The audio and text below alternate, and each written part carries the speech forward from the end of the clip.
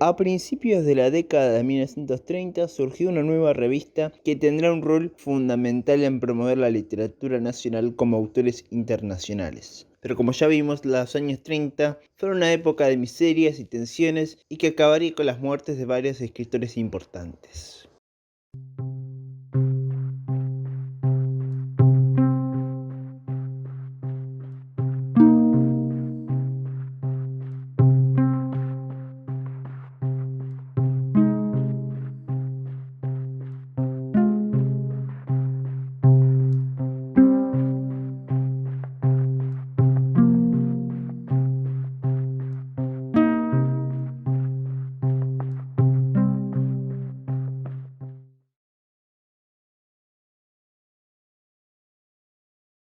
Con la crisis económica y el golpe militar, lograron que las vanguardias poco a poco decayeran, y que estos intelectuales se preguntaran sobre qué fue lo que pasó y qué es lo que viene. Por eso el género del ensayo abundó durante esta época. Uno de ellos ha pasado a ser un canon del ensayo argentino, la Radiografía de la Pampa de Ezequiel Martínez Estrada, donde se centra en el mestizaje cultural entre América y en especial Argentina y Europa, pero que a la vez tiene una vista del país bastante oscura. Y entonces para Estrada, la Argentina ya tenía muchos defectos cuando fue fundada. Pero Estrada no fue el único escritor en dedicarse a publicar ensayos, como por ejemplo Raúl Scalabrini Ortiz en El hombre que está solo y espera, en el que desarrolla el arquetipo del argentino, del porteño que vive en Corrientes y Esmeralda, o de Eduardo Mallea con su historia de una pasión argentina, un ensayo con toques ficticios que se centra en la figura de un joven escritor y la lucha entre la Argentina visible, o sea, un país materialista, y la Argentina invisible, donde se encuentran los valores esenciales de la nación. También la etapa entre finales del 20 y principios del 30 divide en una serie de visitas de importantes literarios europeos como la de Federico García Lorca, José Ortega y Gasset y hasta Waldo Frank, que trajeron nuevas ideas y estilos al ambiente literario de Buenos Aires y al país. Y alrededor de esas visitas usualmente estaban relacionadas con la figura de Victoria Ocampo. Perteneciente a una importante familia aristocrática, Victoria fue una mujer que vivió viajando, que conoció grandes personalidades de la cultura universal y que en algunos casos logró impulsarlos, así como era una representante fiel del feminismo, creadora de la Unión Argentina de Mujeres.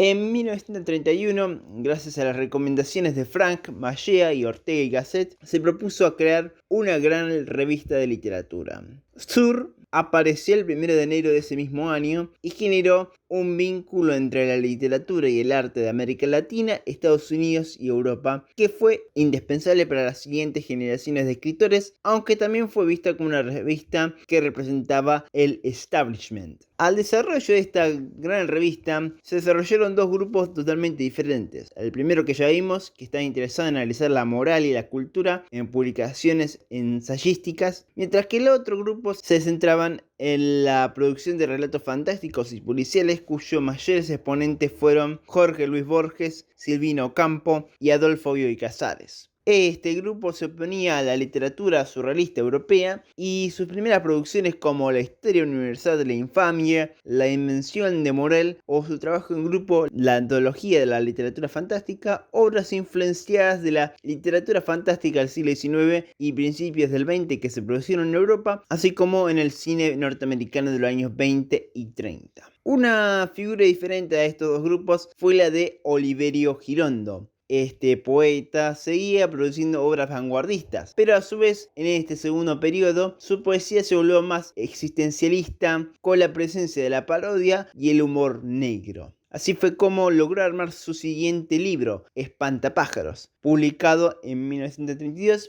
que para promocionarlo creó un muñeco de casi 3 metros de altura, un espantapájaro vestido con traje y hasta con un monóculo, el cual el propio Girondo llevó en una carroza fúnebre por toda Buenos Aires durante 15 días. Girondo, al final, logró vender un total de 5.000 ejemplares. Sin embargo, esta década no fue un buen periodo para la literatura argentina, y eso se debe al final de algunos grandes escritores. Este es el caso de, por ejemplo, Horacio Quiroga, un escritor de estilo naturalista y fantástico, que como sus cuentos de la selva o cuentos de amor, de locura y de muerte, hay una presencia del horror y del sufrimiento tanto humano como animal, pero luego de ser diagnosticado con cáncer de próstata, se suicidó en 1937. Poco después, Leopoldo Lugones, el gran poeta modernista argentino, pero que para entonces ya había apoyado a las tendencias fascistas latinoamericanas, también cometió suicidio, quizás por haber estado enamorado de una joven escritora.